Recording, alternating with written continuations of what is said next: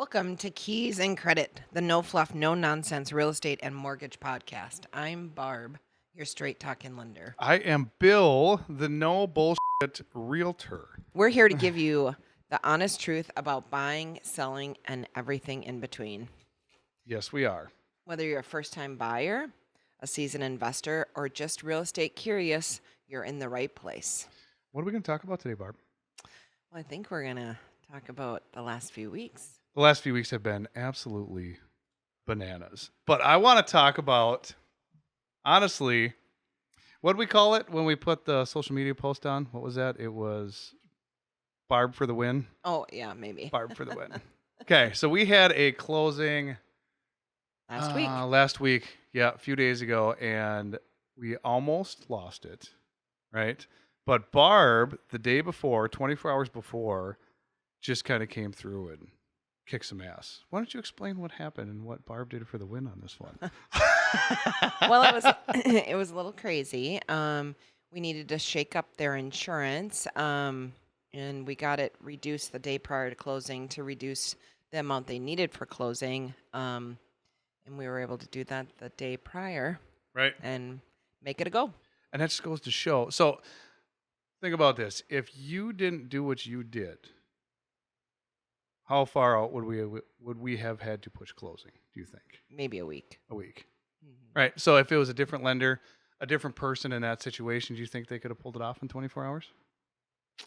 Probably not. Probably not. If somebody else was in the situation that they were in, because the hard part about this, we can't name names. No. Right? So we don't want to say names. But if someone else was in that situation, we'd be moving closing a week, if not more. Perhaps. Because if you are not the experienced, awesome local lender that Barb is, when something like that happens, you get pushed to the side, right? Until the problems are solved. You get pushed to the side. They'll put you at the bottom of the list. Well, oftentimes it'll just go in the corner of the desk because maybe Yeah. they don't want to deal with it because it's maybe a little too hard. So And they just want to deal with the easy stuff. they'll wait for us to fix it, which would be maybe a day or two, right? Instead of you fixing it, telling your underwriters to get their shit together. We're doing it tomorrow, no matter what. But what In a nicer way, but yeah. in a nicer way, yeah. Barb's fangs come out. Don't let her lie. It's yeah. But when we were sitting at the closing table, they asked, should we panic? And I told them we didn't need to panic because we've done so much more in so much less time. Right? Right. I mean, granted, this was a big one, and what Barb pulled off in a day, which was changing pretty much everything, right? Right. Pulled that off in a day. We still closed, got it funded, everything was fine. We've done worse. We've done way worse. And Right. you and I have both been sitting there sometimes going, is this even going to work today? But we got 100% close ratio. 100% close rate. That's another thing. 100% close rate. Let's talk about the one the week before that. Right? The week before? Yeah. So this one, I'm just going to be mean. So this agent had no idea on how to list the property he was listing, right? Right. So it was not a typical home. It was not typical. It was a manufactured home. Yep, manufactured home. When you list manufactured homes, there's a lot of details that go into the listing before you put it on the market. Now, this guy did not know all this stuff needed to happen. So I knew what needed to happen. I knew it wasn't there, but I put the offer in anyways. Once they accepted, I knew, it's going to sound terrible, but I knew we had him. Well, yeah, We had him. You had to coach him. I had to coach him, but I knew no matter what, we were going to get all the stuff we needed because we were under contract. And this guy, there was an ego there, and he didn't want to look bad. And I was so using that against him. It was so bad. But anyways, this one, we went through it. We moved closing twice. We moved closing because out of twice. the sell side. And it wasn't just me that was renegotiating. It was you. We had to put you involved too as a lender because a lender needs specific things for manufactured homes. This other side agent team, there's a few of them, didn't know what to do. Even though we were coaching them, we got them through it and it was fine. But without the lender involved, right? If we were a bad team without the lender involved, it never would have closed because they kept asking why. Why do we need this? Why? But you need like rules, a you know? chief negotiator, like Bill. I'm over here. Woo! Negotiate the terms.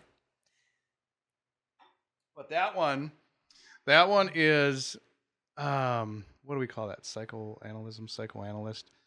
You get to read who you're working with. I knew our buyer really wanted it. Okay. Mhm. I talked to the agent and the agent team. It's hard to do this without saying names, but I talked to them both. I realized who we were working with, put an offer in anyways, knowing we didn't have what we needed. And once the offer was accepted, they said, okay, well, here's all the stuff you need. I said, no. And it was to the tune of like $29,000 they had to spend to get this to close because they did it wrong. Woo! Oh, waiting for the buyer. I mean, come on. You can't beat that. You really can't. Oh, so I got it written in my notes is take advantage of bad agents for the benefits of our people. Sometimes you have to do that. I mean, if you think about it, that's what we did. Mhm. That whole transaction, I mean, we kind of worked them over. Now, if it was a different team, say it was a mediocre agent and a mediocre lender, do you think that would have closed what we just pulled off with them? No. I don't think so either. No. I think it would have been honestly shot down within the first couple of weeks, right? Mhm. Yeah. Oh, the Uncle Bob moment. Do you remember that? Go ahead and explain. Okay, so previous episodes, people, we were talking about drunk Uncle Bob. Now, I was out with buyers a few weeks ago, and it wasn't an Uncle Bob, but this is an Uncle Bob moment. So we got under contract, and guys that are listening to this, you know this is you. You're the only person that know this is you, just so you know. We got under contract. We were almost under contract. I talked with the agent. We submitted our offer. She said, yeah, this is great. I'm going over there to get signatures, right? So I get a phone call the next morning saying, hey, Bill, it's so-and-so with ABC Realty. I got to let you know we can't accept your offer. I'm like, well, why can't you accept the offer? She says, well, Father's on title. I went over there and Father was there. Father decided that it wasn't smart for them to sell their house without having another house in line. So they're just going to take it off the market. Until next year. Until next year. Kids were crying. When they weren't kids, they were just, the dad's kids. They're crying because they had an offer, a good offer. These Good are offer. good buyers, right? Solid offer. Super. I mean, this was 100% close rate, right? And he just said no. Said no. And then I have to call and explain that to our them. buyers. How do you explain that? Hey, guess what? You got the house. It's going to be great. We'll have a signed contract tomorrow. Start celebrating. Start packing. Oops, the seller doesn't want to sell. Call back and say, hey, I got bad news for you. Dad doesn't want to sell the house. He doesn't want his kids. I mean, give me a break, man. Stay home. just stay home for the love of God. And that wasn't the only one. I mean, they lost. Well, that's super hard too for the listing agent too to have to call the buyer's agent. She and not to mention their expenses that they have involved in listing this property. That's what she said too. Because nothing's free. It costs, it costs money to quite list. a bit to get these things done. And she was Your calling me. And she's like, I don't even know how to explain this. I'm like, explain. Where's my contract? We had an agreement yesterday, 10 hours ago. Brandon I verbal. mean, I have a question for you, Barb, the lender with RateInc.com. So there was a situation where an agent, again, hard to do without names. There was an agent that submitted to you a purchase agreement. Okay. And you didn't know if it was correct. So you had to pull up a correct purchase agreement. If I'm saying this right. Whose purchase agreement did you pull up? Well, yours. Well, I knew it. I knew that there was errors within it, but yes, I did. So look to at compare, one of yours to compare. So to compare contracts, you pulled up one of mine to make sure it was this other one was correct. And there was errors. I'm not going to be not on mine. No, not on the yours. other one. Yeah. I'm not going to be able to walk out of this room because my head's going to be so big after that one. But there was another situation a couple weeks ago where another agent called me and asked if I would look at a purchase agreement for them. Yep. Okay. And this was, I don't know, a couple weeks after you told me that you did that with theirs. And it makes you realize, because sometimes in this industry, we all have it, you kind of wonder if you're supposed to be here, right? There's all this stuff going on. Everybody is this self-proclaimed, I am the best. It's like, do I belong here? And then when stuff like that happens, right? I mean, you say, hey, we compared your contract to make sure that this other one was correct. Another agent calls us and says, hey, will you take a look at this for me to make sure it's okay and tell me what you think? I mean, it makes you feel good. It really does. It's kind of nice. But so tell me, Bill, how would one go about shopping for the right realtor? I don't know. How do you get through the bullshit? How do you get through that bullshit? Well, I would say How do you get through the bullshit? Well, I would say if you're shopping for a realtor that's going to represent you. There's no I. Barb might be swearing at me under her breath. So how would you? So shop for a realtor? So you wouldn't have to deal with all this crap that we just talked about. How would you? Well, yeah, you're going to want to ask lots of questions, and you're going to want to look at their track history, maybe find out how long they've been in the business, see if they maybe have any Google reviews. Right. If they don't have any Google reviews and they've been in the business for 6 months, I'd maybe think about who you're using because Hey, Cody, can you seasoned veteran pull up how many reviews I have real quick? Yep. Barb's got quite a few too. Just throw that in there when you get a chance. I did hear today from this young man at a gym that we were talking as we're on a treadmill, and he told me it's not what you know, it's who you know. Absolutely. Absolutely. That one. See, you don't realize your statements when they make an impact with people, young man. Yeah. But so it's based on reviews, and you'd maybe look at the reviews, how long they've been in the business. But what if you have that guy that says that you're sitting next to a bar, or he's a family member or something, and he says he's the best, the bee's knees, she's the bee's knees. We are the only person you call ever. Well, maybe if they've been in it for a while, but you also want to have a chief negotiator on your side because they're going to negotiate many things within that contract for you, such as your purchase price, if you're going to have closing costs, when your closing date's going to be, if there's going to be a written statement. If you need an affidavit of affixation, You have 73 reviews. 73 reviews. And a full 5 stars. All 5. Every single All one. 5 stars. Every single one of them. How about Barb Miller? I'm about to put a 1 star in there. Just You throw it suck out. it! Don't you dare! I want to. So this I looked up on the stuff we were talking about this morning, Cody. Right? I looked up give me an explanation on hack agents. Simplest way to put it. What is a hack real estate agent? And it came back, lack proper qualifications or experience, but present themselves as experts. Okay, so think about that. Right. I could tell you all kinds of stuff that you want to hear. I could say, you know what? I'm the best. I've been doing this forever. There's no other agent that knows more than me. Don't go with anybody else. And I don't know shit. Think about that. You wouldn't know. Well, like that one know. showing you went on where it was a revolving door and there was lots of buyers coming through, and you had a realtor in the street going from car to car to car. That's on social media. You can look it up. That one's funny. Trying Yep. to find their people. Yep. Find the people. In his suit. Oh, that poor guy. Like you could imagine what he was saying. Oh, you're not them. Cody, so did he you goes see to the that? next car. I did, yeah. Did you see that one? I So did. his people showed up. It was like a lifted Dodge and like this tiny little Honda Civic. Okay. I mean, read the room, know your people type of thing, right? And he walks over to them in a full suit and tie. And as he's talking to him, his jacket comes off, his tie comes off. You could tell he was starting to, come into his own a little bit. But I felt so bad for him. Well, yeah, it was like I 10 felt minutes so of bad. him going from car to car to car to find his people. And but before they got there, I'd watch him go up to groups, right? Because a lot of us, you can't tell we're agents. I mean, I show up, I look. Sometimes I'm in a hat. Sometimes I ride the Harley. I mean, it depends. Are you the plumber? Right. I mean, Dad, are you a contractor here? Are I you mean, the inspector? you know how many times I've heard when I pull up on the bike? So are you the buyers? I'm like, nope, I'm the agent.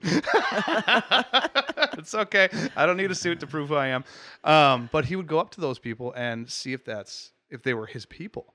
And I felt so bad for him. I felt so bad. But you can tell he was brand new. And we've all been there. You start somewhere, but I felt so bad for that guy.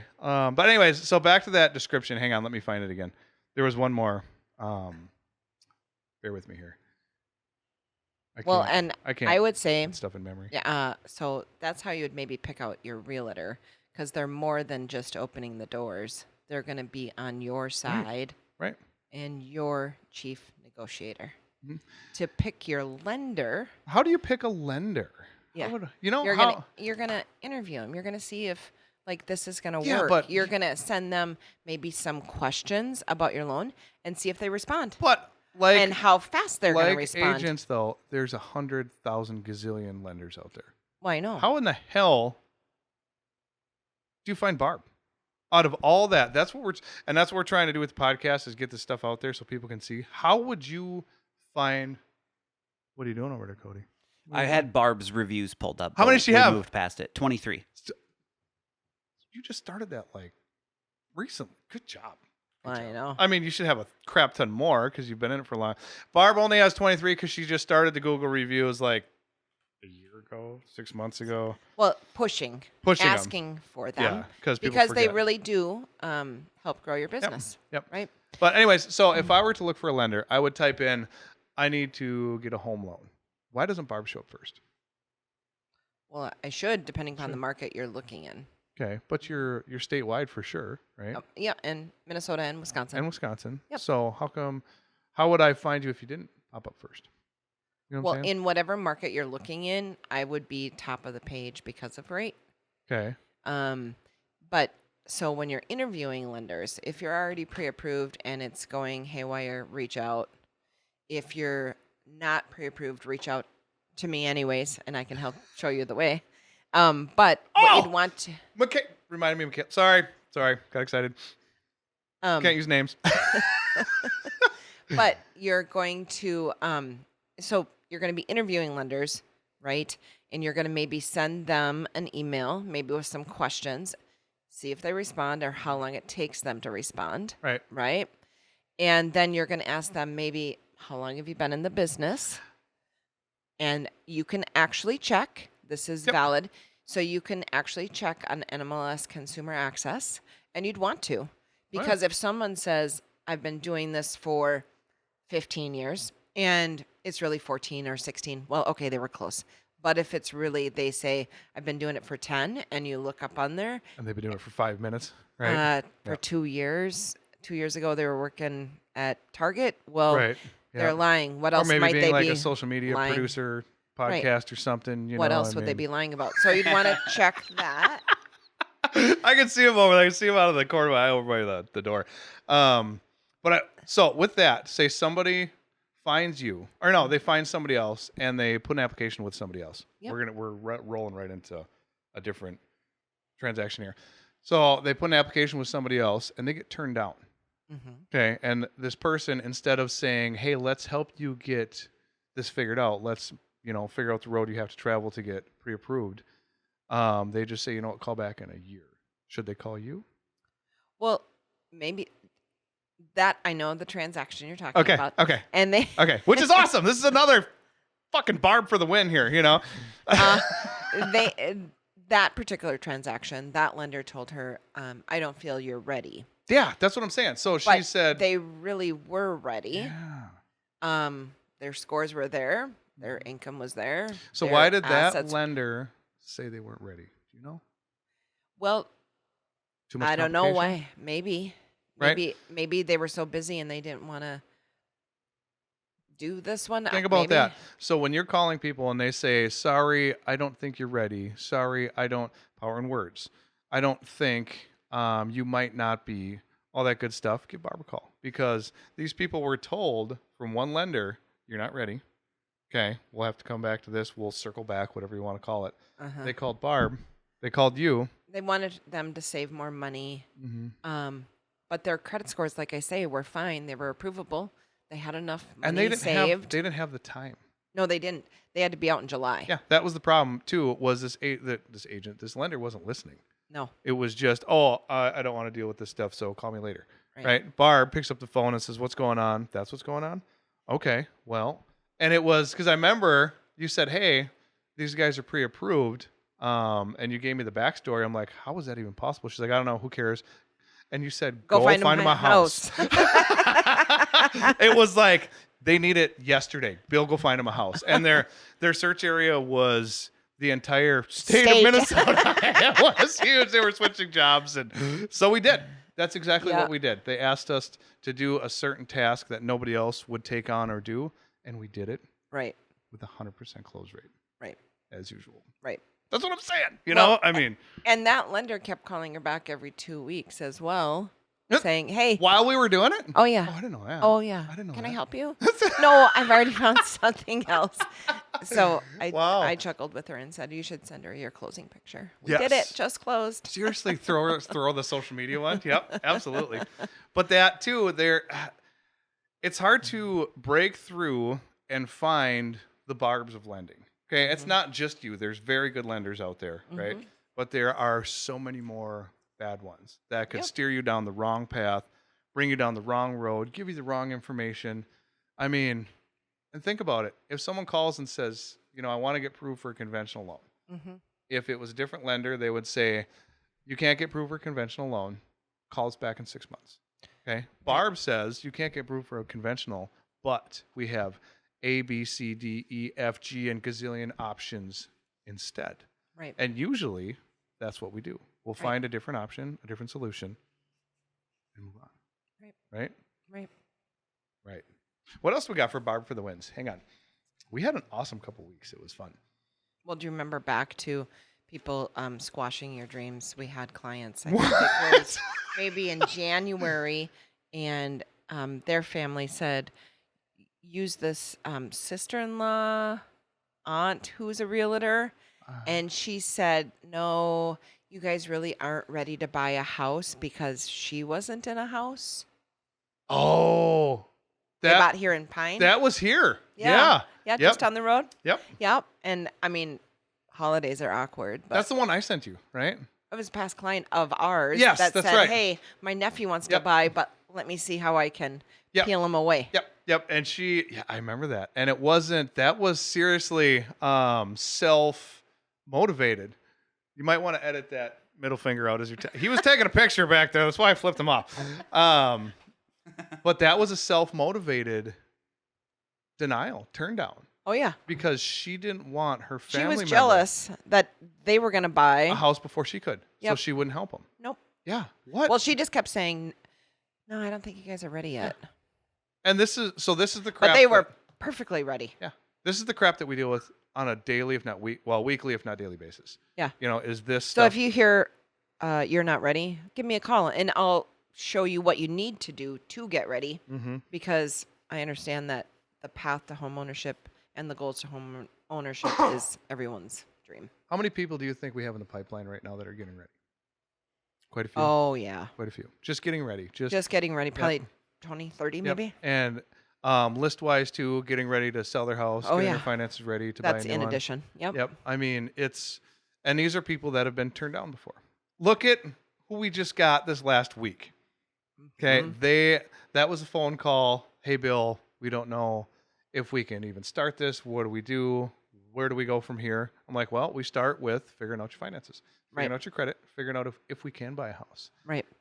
The next day, we were house shopping. Right. Because they called. The next day. And now we're on house like 30. But that goes to show, just because your family member or somebody says you probably can't do it, you might not be able to do it, call the people that know. The people that actually are going to help you, not maybe a sister that's jealous and doesn't want you to buy a house, or you know, a lender that's too busy to delve into, because a lot of that stuff too, we got to delve into their lives. Right. Okay, let's see your finances, let's see your credit score, let's see your debt to income ratio, how many trucks do you own? And that might be all scary stuff. Yeah, but we're not scary people. To us, like, we're going to be able to help you and show you the way. Right? And people are so scared to tell us what they're into. Think about that too. I mean, I've had that conversation a lot too. Well, I don't want you to tell anybody about this stuff, but we're fiduciaries. Right. Right from the beginning, we can't tell anybody anything. The amount of stuff that we know about people is great. Nobody will ever know. They can't. That's just how it goes. Right? I heard this over the weekend at a barbecue from colleagues. Some agents and lenders don't like what we're doing. Really. Okay, why? Because we are truthful and legit. Oh. And there's so many facades out there, so many agents that pretend, or There might be a 10-year experienced agent out there that has 10 years of experience, but they don't care. They just want a paycheck. They don't care about your representation. And we're telling people how to fire them. Right. We're telling people which line to look at for speaking of that, it was episode 4 or 5. We were talking about some legal stuff in the contracts. We cited chapter 82.66 of Minnesota statutes, subdivision 2, section 4 is the cancellation statute. Okay. It's in there. It's not fake. It's real. Look it up. Get mad all you want. People can fire you. Or you can fire agents. But they don't like that Barb. Like if somebody turns them down, Barb can get them approved because Barb has more experience. Barb has more knowledge. So we have lots more to talk about. That is it for this one because we can keep going and going and going. Rabbit hole is done. We've climbed out. Barb has the outro. Exit. Thanks for tuning in to Keys and Credit, where the only thing isn't. Thanks. How about you do the outro? Thank you. Come again. Thanks for tuning in to Keys and Credit, where the only thing inflated isn't the market, it's your knowledge. If you found this helpful, share it with a friend and leave us a review. It helps us more than you know. More than you know.